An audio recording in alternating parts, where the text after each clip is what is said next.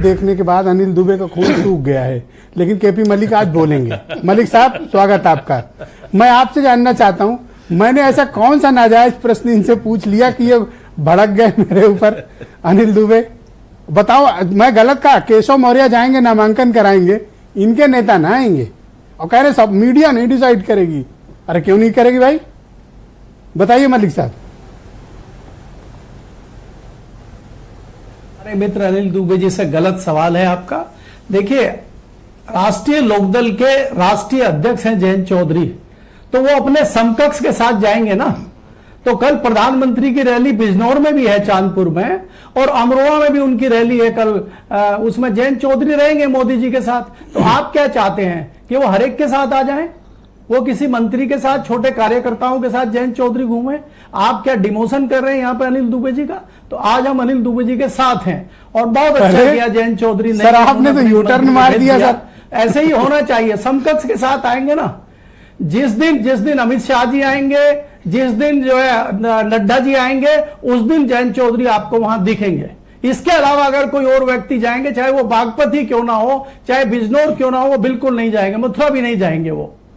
और मैं आपसे ये जानना चाहता हूं कि ये समाजवादी पार्टी में ये मुरादाबाद और रामपुर जो कांड हुआ आज मीडिया की सुर्खियों में है, ये क्या कंट्रोल विहीन बात है या समाजवादी पार्टी में गुटबाजी अब सर पे आ गई है?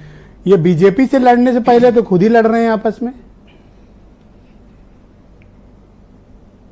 देखिए ब्रजेश जी, जब भी हमारी चैनल पे बात होती है और आपके चैनल पे आकलन की बात होती है, कुछ होता है, तो समीर सिंह जी कहते हैं कि एक पत्रकार को बिल्कुल अलग होके व्याख्या करनी चाहिए। अरे आज नहीं कहा कुछ, आप बोलो। जी का मामला तो है नहीं, आप बोलो। आज अलग समाजवादी पार्टी का जिस तरह से दोनों सीटों पे ड्रामा आप 2 दिन से देख रहे हैं, ये जताता है कि समाजवादी पार्टी की कोई तैयारी नहीं है। आपसी गुटबंदी भारत समाजवादी पार्टी में बहुत ज्यादा है और आपको थोड़ा पीछे जाना चाहिए कि रामपुर पे और आजमगढ़ पे जब बाई इलेक्शन हुआ था तो इलेक्शन में प्रचार करने भी अखिलेश यादव नहीं गए थे। और दूसरी चीज यह है कि रुचि वीरा को बिजनौर से हटा के आपको मुरादाबाद भेजना जताता है कि आज भी आजम खान के दबाव में कहीं ना कहीं अखिलेश यादव हैं और उनको लगता है कि अगर वो उसके अगेंस्ट जाते हैं तो रामपुर में भी नहीं, मैं कहता हूं कि रुचि वीरा को लड़ाना ही था हो सकती है। तो समाजवादी पार्टी के पास बिजनौर सीट थी, रुचि वीरा को वहां से लड़ा देते उनके घर की सीट से। ब्रजेश जी, रुचि वीरा की बातचीत बहुत पहले से बिजनौर में ही चल रही थी, लेकिन बिजनौर में रुचि वीरा लड़नी नहीं चाहती हैं क्योंकि उनको लगता है कि वो सीट हारने के लिए है, जबकि उनको संभावना लगती है कि समाजवादी पार्टी की सीट है मुरादाबाद, तो वहां से आसानी से जीता जा सकता है। रुचि वीरा ने हाथ खड़े कर दिए थे बिजनौर पे, इसलिए आजम खान ने उनको मुरादाबाद की सीट दिलाई है। और आपने ट्वीट के बारे में तो बता ही दिया है कि कभी रामपुर रियासत के अधीन मुरादाबाद नहीं रहा है, तो अभी आ गया है।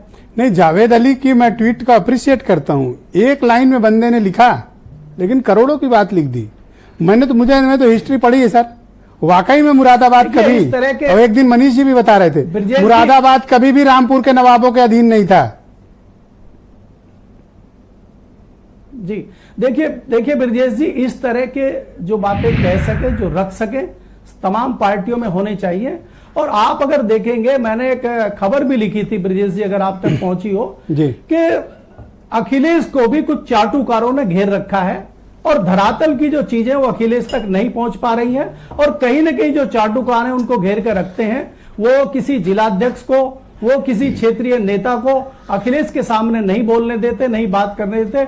और इसका कई सारे एग्जाम्पल, उदाहरण मेरे पास हैं। अगर अखिलेश जी या उनकी पार्टी का कोई भी प्रतिनिधि या आपके अभी समाजवादी पार्टी के जो प्रवक्ता यहाँ बैठे जानना चाहेंगे तो मैं बिल्कुल सेकंड राउंड में इस विषय पर बात करेंगे सर। मेरे साथ वीरेंद्र सिंह जी भी जुड़ चुके हैं, हमारे स्टेट हेड हैं।